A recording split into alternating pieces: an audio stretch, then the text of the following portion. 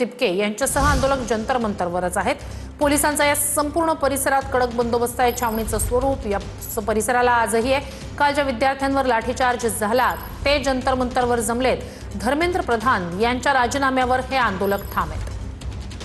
अधिक या सगळ्या संदर्भात जाणून घेऊया आपले प्रतिनिधी निवृत्ती बाबर यांच्याकडनं। निवृत्ती, काल ज्यांच्यावर लाठीचार्ज झाला ते सगळे विद्यार्थी आज या ठिकाणी आलेले आहेत, काय अधिकचे अपडेट्स आहेत? नक्कीच आपण पाहतोय की काल लाठीचार्ज झाल्यानंतर आज देखील जंतर मंतरवरती आंदोलन सुरू आहे आणि काल ज्या लाठीचार्जमध्ये जखमी विद्यार्थी आणि आंदोलक झाले होते त्या आंदोलकांशी स्वतः अभिजित दिपके जे आहेत ते या ठिकाणी चर्चा करताना आपल्याला पाहायला मिळत आहेत।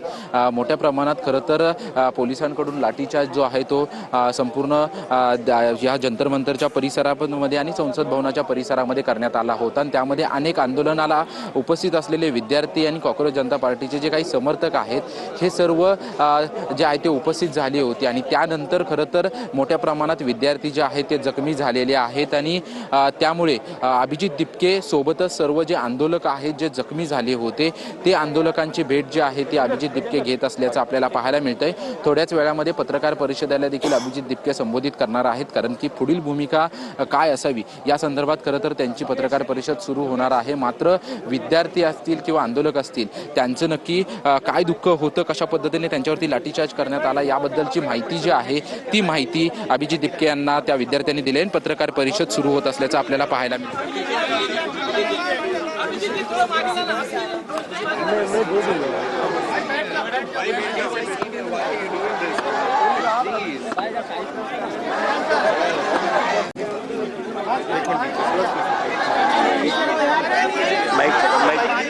माइक चेहरे के नीचे करो ना। अरे नीचे कर दो यार, माइक थोड़ा सा नीचे। एक सेकंड आप लोग हटिए, मैं यहाँ बैठ जाता हूँ। एक चेयर लगा दो यार।